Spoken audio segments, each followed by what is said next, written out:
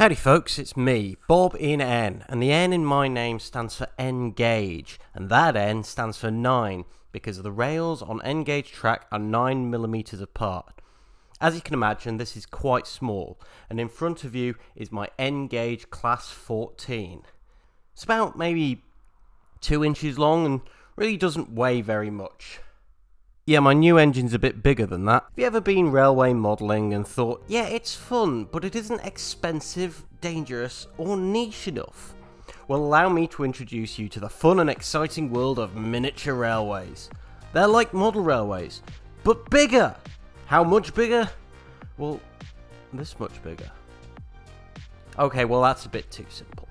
Model railways come in lots of different sizes, you know, stuff like O gauge, N gauge, and T gauge.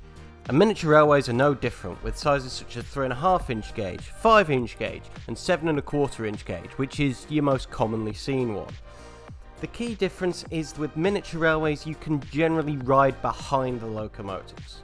With the increased size and dedication to a single locomotive, live steam is also seen a lot more at these scales. Which brings us to this, Chuff, my 5 inch gauge battery electric locomotive.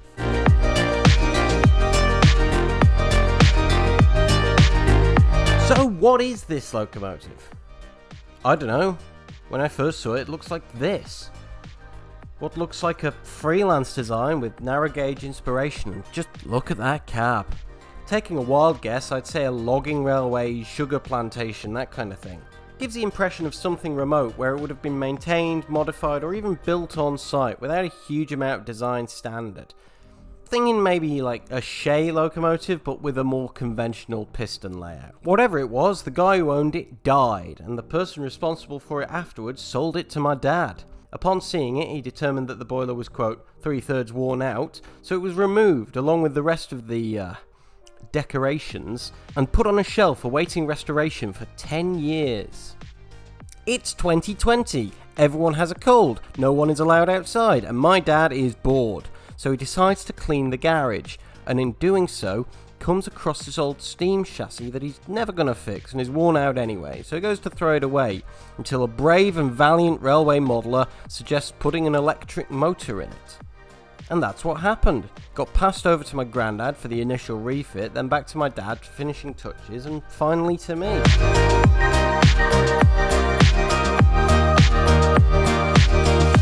This is an 040 wheel arrangement, which means it has 0 leading wheels, 4 driving wheels, and 0 trailing wheels. For some context, let's compare it to the Flying Scotsman, which has 4 leading wheels, 6 driving wheels, and 2 trailing, making it a 462. This is also known as a Pacific, but that's beside the point. Back to our 040. We only have driving wheels here, so it's an all-wheel drive, like a rally car, and the power is distributed between the wheels with these conrods. Normally with a steam locomotive, the power would come from the cylinders and pistons, but as I mentioned earlier, this is electric and only one axle is driven. This is driven by a chain from an e-bike motor in the false firebox, controlled by this motor controller on the footplate. The controller I believe is Arduino and was custom made by a friend of my granddad's. This gave me the freedom to ask for it to resemble and operate like a steam regulator. Behind the controller on the footplate is a huge and very definite isolator switch, controlling the power from this, or more accurately these, as if I take the top off there are two 12-volt car batteries in series, which gives me 24 volts of juice to the motor. I love this thing.